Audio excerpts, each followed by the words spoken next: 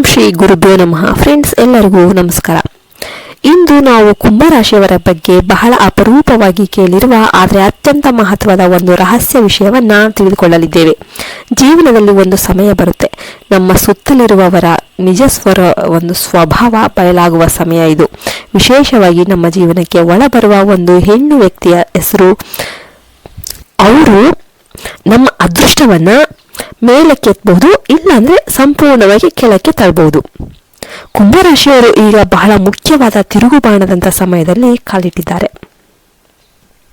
ಈ ಸಮಯದಲ್ಲಿ ಒಂದು ತಪ್ಪು ಸಂಪರ್ಕ, ಯಾವುದೋ ಒಂದು ತಪ್ಪಾದ ಸ್ನೇಹ, ಯಾವುದೋ ವಿಶೇಷ ಹೆಸರಿನ ಸ್ತ್ರೀಯ ಸಂಪರ್ಕ ನಿಮ್ಮ ಜೀವನದ ಹಾದಿಯನ್ನು ಸಂಪೂರ್ಣವಾಗಿ ಬದಲಾಯಿಸಬಹುದು. ರಾಶಿ ಚಕ್ರದಲ್ಲಿ 11ನೇ ಸ್ಥಾನದಲ್ಲಿರುವ ಕುಂಭರಾಶಿಯವರಿಗೆ ಈ ವರ್ಷ ಅತ್ಯಂತ ದೊಡ್ಡ ಬದಲಾವಣೆಯ ವರ್ಷ. ನಿಮ್ಮ ಜೀವನದಲ್ಲಿ ಇಷ್ಟು ದಿನ ಕಾಣಿಸಿಕೊಂಡಿದ್ದ ಅಡೆತಡೆಗಳು, ನಷ್ಟಗಳು, ಅಶಾಂತಿ, ಮಾನಸಿಕ ಒತ್ತಡ ಇವೆಲ್ಲವೂ ಕೂಡ ಕ್ರಮೇಣ ದೂರವಾಗುತ್ತಾ.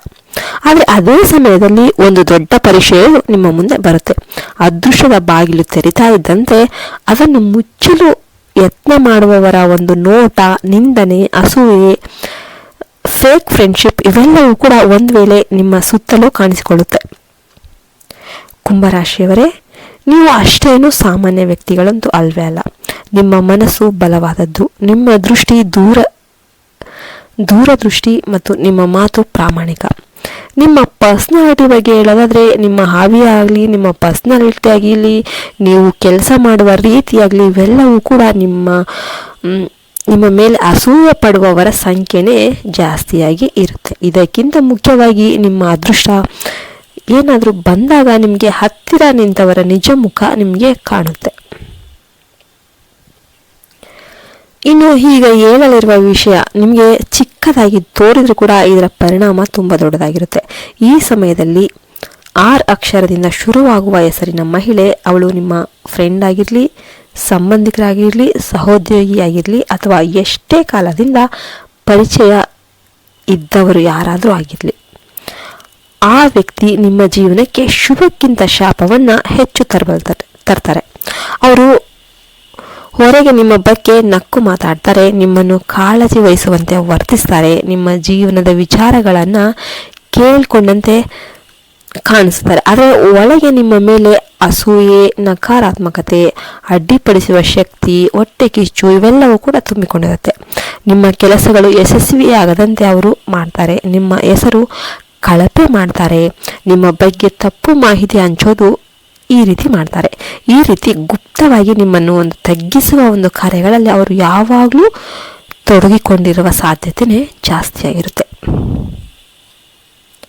ಕುಂಭರಾಶಿಯವರು ಈ ವರ್ಷ ಭಾಗ್ಯವನ್ನು ಸಂಪೂರ್ಣವಾಗಿ ಅನುಭವಿಸುವ ಸಮಯಕ್ಕೆ ಕಾಲಿಟ್ಟಿದ್ದಾರೆ.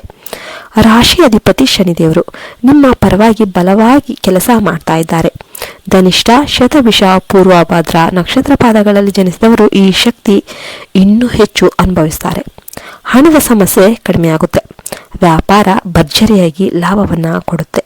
ಉದ್ಯೋಗ ನೀವು ಅಪೇಕ್ಷಿಸದ ಒಂದು ಸ್ಥಾನಮಾನವನ್ನು ತಂದುಕೊಡುತ್ತೆ. ಹಿಂದಿನ ವರ್ಷಗಳಿಂದ ಕಾಡುತ್ತಿದ್ದ ಎಲ್ಲ ಅಡ್ಡಿಗಳು ಕಣ್ಮರೆಯಾಗಿ ನೀವು ಹೊಸ ಹಾದಿಯ ಹೆಜ್ಜೆಯನ್ನು ಇಡ್ತೀರಿ, ಹೊಸ ಹಾದಿಯ ಕಡೆಗೆ ಹೆಜ್ಜೆಯನ್ನು ಹಾಕ್ತೀರಿ. ಆದರೆ ಇದಕ್ಕೆ ದೊಡ್ಡ ಕಾರಣ ನಿಮ್ಮ ಹತ್ತಿರ ಇರುವ ಜನರ ಶುದ್ಧತೆ, ನಿಮಗೆ ಹತ್ತಿರ ಬರುತ್ತಿರುವವರ ಉದ್ದೇಶ, ಅವರ ನಿಜ ಸ್ವಭಾವ. ಅದೇ ಕಾರಣದಿಂದ ಈ ಆರ್ ಅಕ್ಷರದ ಹೆಸರಿನ ಸ್ತ್ರೀಯೊಂದಿಗೆ ಅತಿ ಹೆಚ್ಚಿನ ಆತ್ಮೀಯತೆ, ಚರ್ಚೆ, ಗಾಸಿಪ್,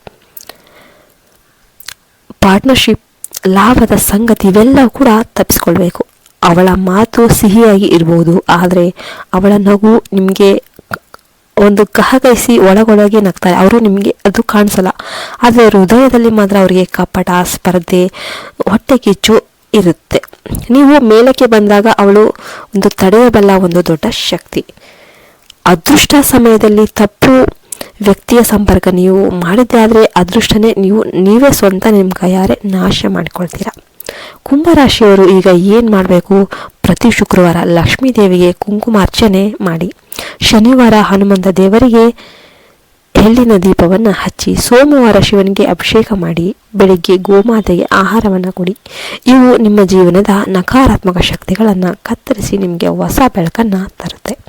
ಫ್ರೆಂಡ್ಸ್, ಜೀವನದಲ್ಲಿ ಯಾರನ್ನೂ ಕೆಟ್ಟದಾಗಿ ನೋಡೋದಕ್ಕೆ ಹೋಗಬೇಡಿ. ಆದರೆ ನೀವು ಯಾವಾಗಲೂ ಜಾಗ್ರತೆಯಾಗಿರೋದು ತುಂಬ ಅತ್ಯಗತ್ಯ. ನಿಮ್ಮ ಅದೃಷ್ಟ ಬಾಗಿಲು ತೆರೀತಾ ಇರುವ ಈ ಸಮಯದಲ್ಲಿ ಬೆಳಕಿಗೆ ಬರುವ ಮೊದಲು ನೆರಳು ಸ್ವಲ್ಪ ಗಾಢವಾಗಿರುತ್ತೆ. ಅದೇ ರೀತಿ ನಿಮಗೆ ವಿರೋಧಿಗಳು ಕೊನೆಯ ಪ್ರಯತ್ನ ಮಾಡ್ತಾ ಇರ್ತಾರೆ.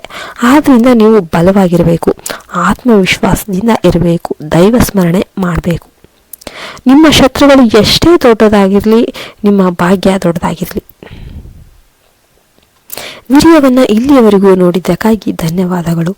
ಮತ್ತು ಈ ವಿಡಿಯೋ ಇಷ್ಟ ಆಯಿತು ಅಂತ ನಾನು ಭಾವಿಸ್ತೀನಿ. ನಿಮ್ಮದು ಕುಂಭರಾಶಿಯಲ್ಲಿ ಯಾವ ನಕ್ಷತ್ರ ಅಂತ ಕಮೆಂಟ್ ಮಾಡಿ. ಮತ್ತೆ ಇನ್ನೊಂದು ವಿಡಿಯೋದಲ್ಲಿ ಸಿಗೋಣ. ಅಲ್ಲಿಯವರೆಗೆ ನಮಸ್ಕಾರ. ಜೈ ಹಿಂದ್, ಜೈ ಭಾರತ್ ಮಾತೆ. ಹರಿ ಓಂ ತತ್ಸತ್. ಸರ್ವೇ ಜನೋ ಸುಖಿನೋ ಭವಂತು.